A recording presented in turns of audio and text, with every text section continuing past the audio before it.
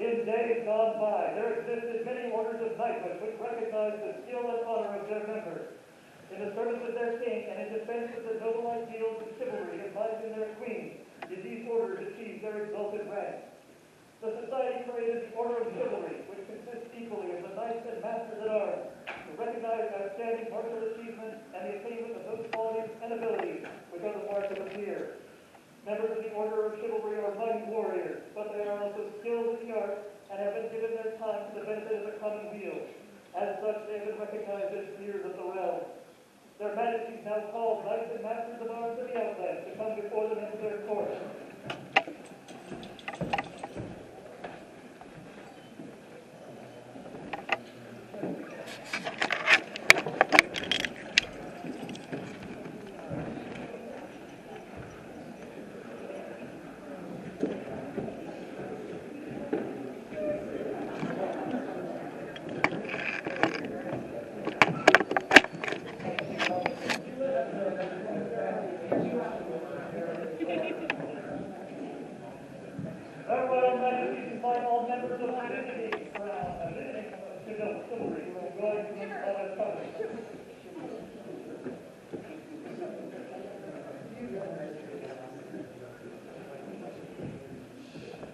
The crown now calls her royal highness, the dread lady of all Argonia, to come down before her throne.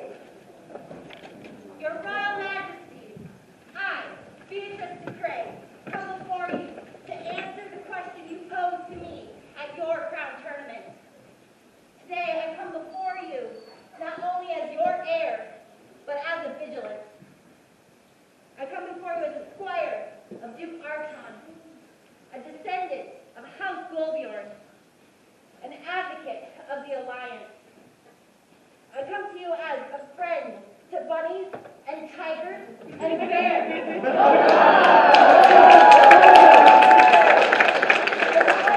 I'm fortunate enough to stand next to some of the best and those that wobble. I come to you as one who has fought along spear guns, alongside stout and sinister shieldmen, alongside mighty wielders of axe and glaive. I come to you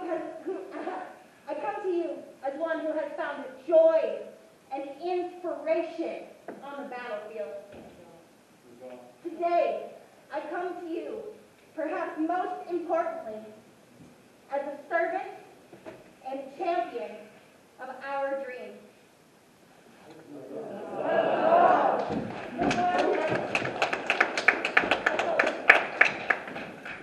That you will hear my answer. I would ask everyone to please be comfortable again. Sir Honored Mercado, Her Royal Highness still serves you as your squire. We would ask you now to release her, that she may give her answer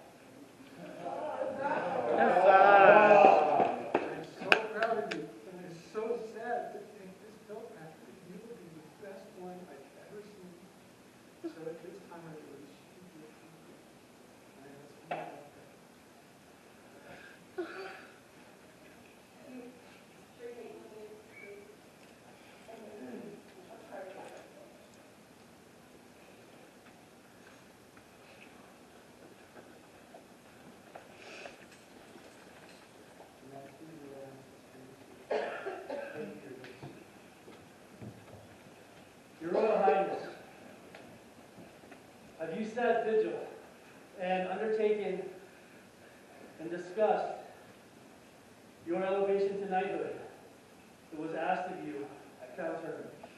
Sire, I have considered, and I have consulted with your knights and your masters at arms, and I feel prepared to give you my answer. Then what say you? If you still find me worthy, I would be honored, and it would be my pleasure to accept knighthood from your hands.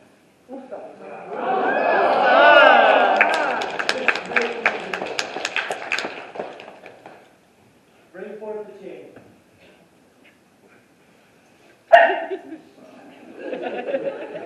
That's okay, you're acknowledged.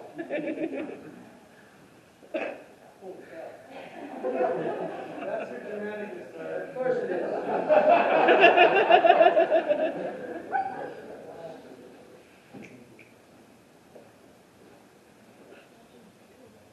Let this chain pass from night to night. From the first days of the Outlands, it has passed from night to night. King Gunvald first gave this chain to Sir Hagen Silverskull, the first knight of the Outlands. It has been worn and added to by every knight since then. Let it now pass from night to night.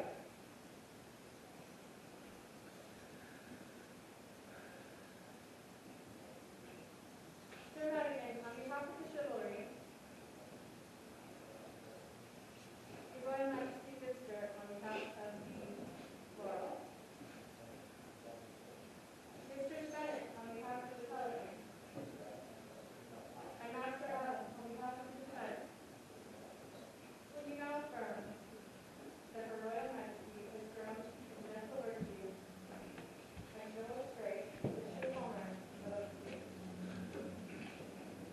Your Majesty, thank you for a moment in your court. Miss Her Royal Highness asked me to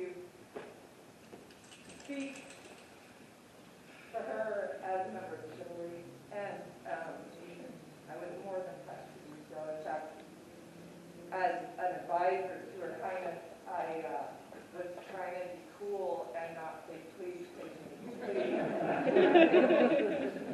And the reason was not just so that I could go first and know enough to say the things I wanted to say, but because when I started to consider the path to knighthood, there are a few key people who inspired me.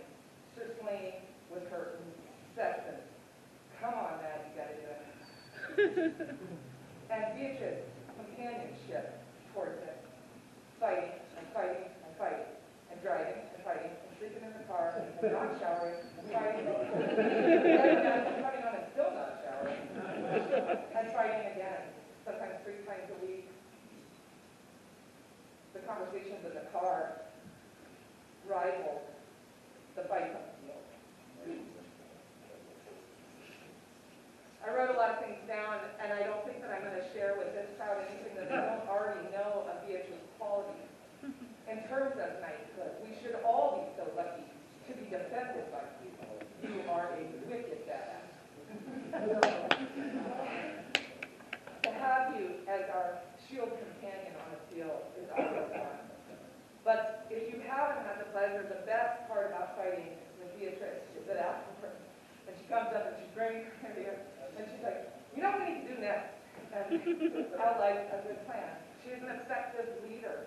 People want to follow her. She has good ideas when so many do not. You are a knight. I strive to hold the qualities that you represent in our order as a level for myself to attain, and I think it would be wise for anybody to your example of her. Thank you for that permission for you. I am very pleased to recommend you on behalf of all of us.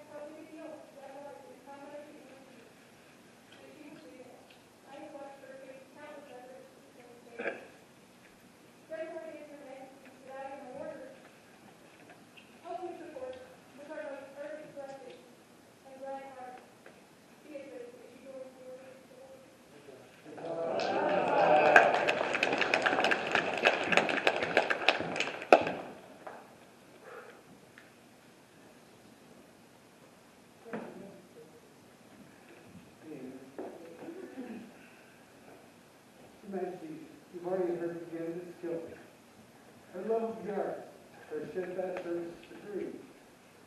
I will speak of the chivalric virtue of friendship. Your Majesty, among this order are my hero. Sir Arpen taught me my carpet race even of his equal degree. Sir Boleslav taught me what it meant to love a queen. Sir Rothgar, you taught me to only speak in utility, because when you do speak, everyone will listen. Sir Robert Magnus, you taught me what it means to inspire new fighters to the field. Sir Jack Articus taught me what it means to inspire an army to war! I didn't do that all week. Sir Roland begs the question, what is it to fight for king and country without a song in your own heart? Sir Loki taught me to never play three men with Loki.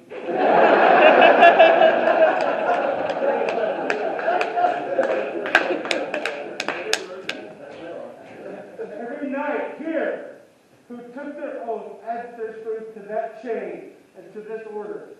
But there are some who do more. They will make the strength of this order greater than the sum of its parts. They will inspire others to this order and of every station to be better, to never say to themselves or to others that this is enough, that we can do no more to prolong or strengthen the dream. Your Majesty, it is my belief that I am not alone in seeing this in the heart of the vigilant. And I respectfully submit that she is my peer. Well spoken.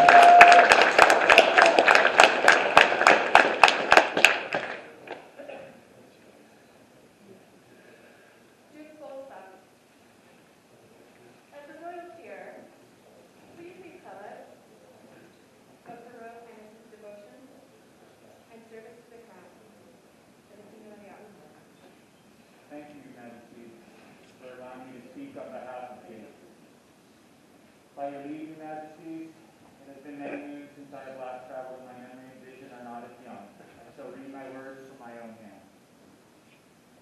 Having had the privilege and honor to sit upon the stag throne, I have bore witness firsthand of the countless contributions the actress has made to the crown and the kingdom. Regardless of task at hand, I have never known the actress to turn away from an opportunity to assist crown or kingdom. Personal sacrifice never mentioned, and a smile always on his lips. From the feast hall to battlefields in distant lands, you can always find the actress contributing in any way she could for crown and for kingdom. My favorite memories are from the fields of war. As my guard, the actress never seemed more than a step away. A beacon on the field, red sash hanging and spear in hand, a familiar place to muster.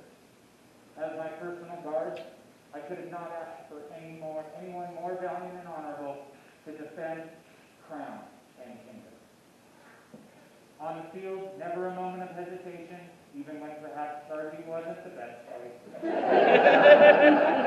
Holding the line against unfathomable odds, no sign of fear, a true outland's warrior through and through.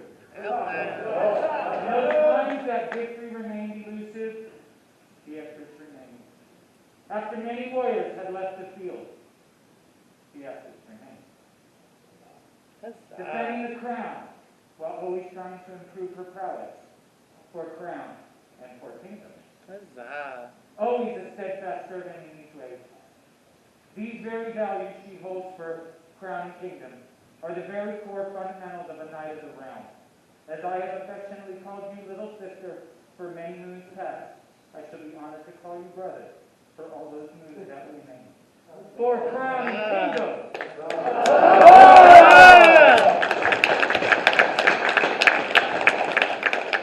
Good peers, we thank you for your wonderful counsel. Bring forth lightning.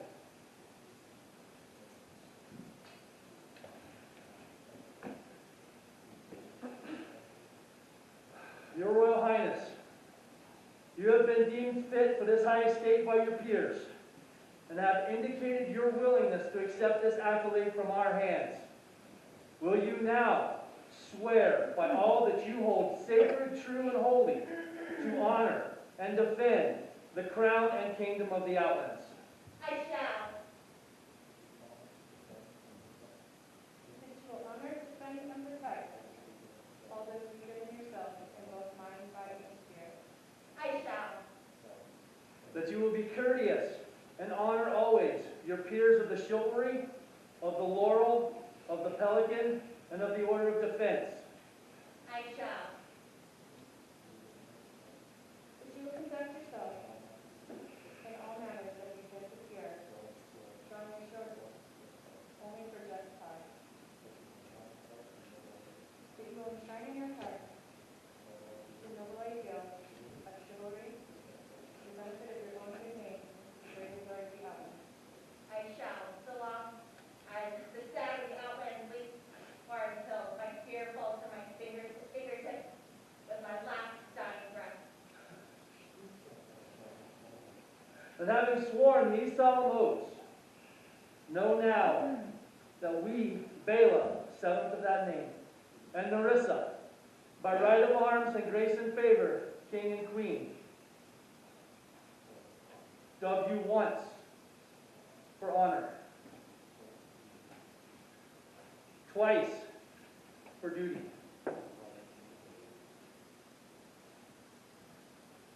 thrice for chivalry.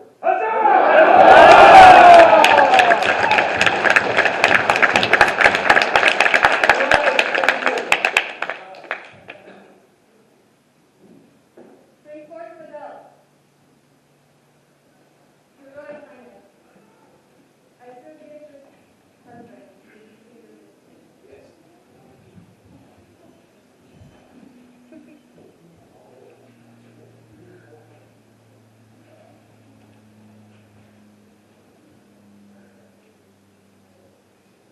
Accept this white bow, symbolizing the purity of your honor. And your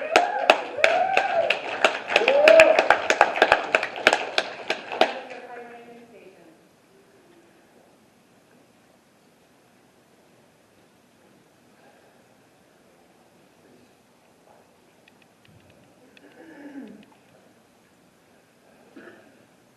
Accept from our hands this chain, passed from night to night, for each night is a link in the honor of this chain. This chain symbolizes your fealty to the crown. Never forget the burden of this chain.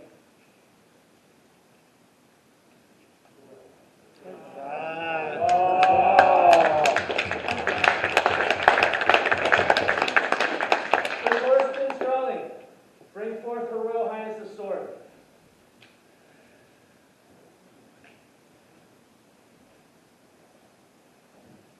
Sword is a weapon of the knight. There are two edges. One edge tells the truth of the matter. Because the knight must always speak truth. The second edge assures the crown of justice. Only after the truth has been ascertained, you can stand out that truth without truth. Scatter comes with mercy, and thus mercy will always protect truth and justice. Remain worthy.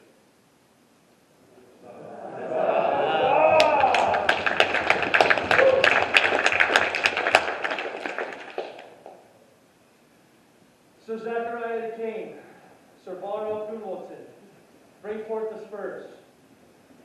In ancient times, knights rode out to meet the contest.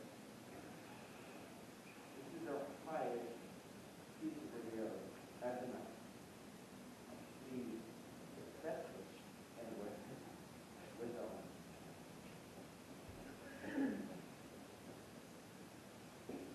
Always wear this proudly, honorably, with great perspicacity.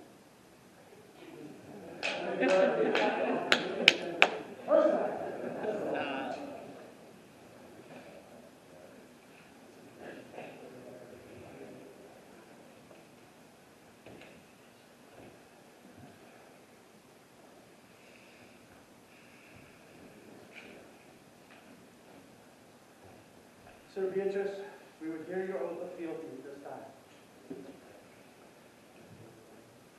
This day do I render homage and fealty to my sovereign lord and lady, Bela the Seventh and Nerissa, by right of arms and grace and favor, king and queen of the outland. From this day forward, you will be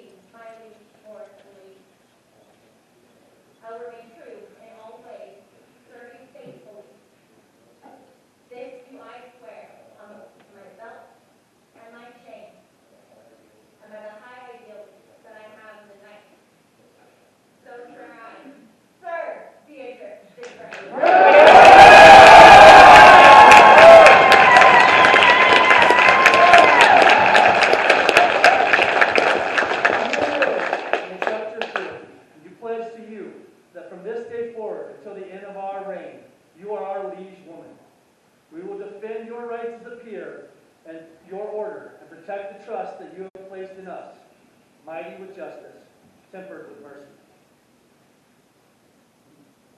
Please stand. Yeah.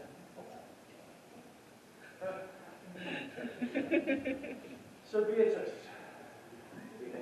stand firm, and let this be the last blow you ever receive unanswered.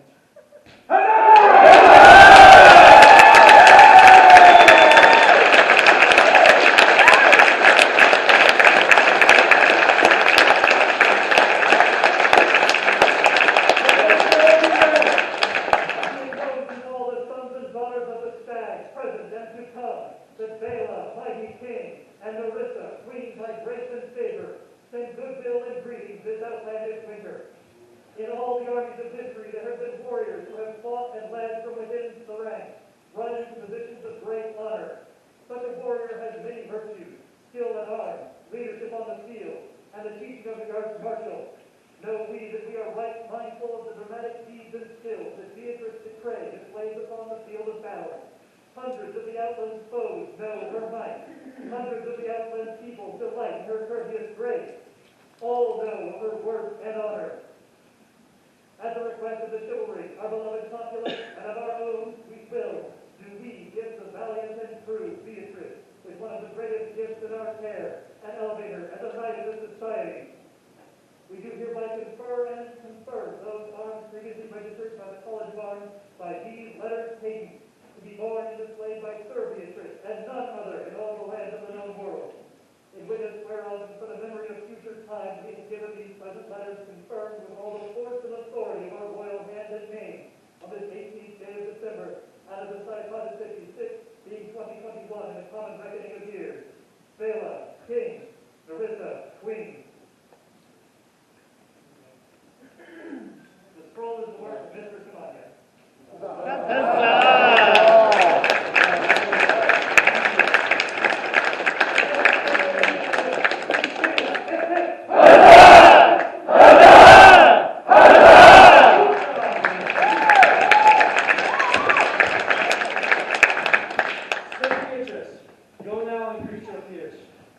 Those that have come before me, thank you. Today I am a knight.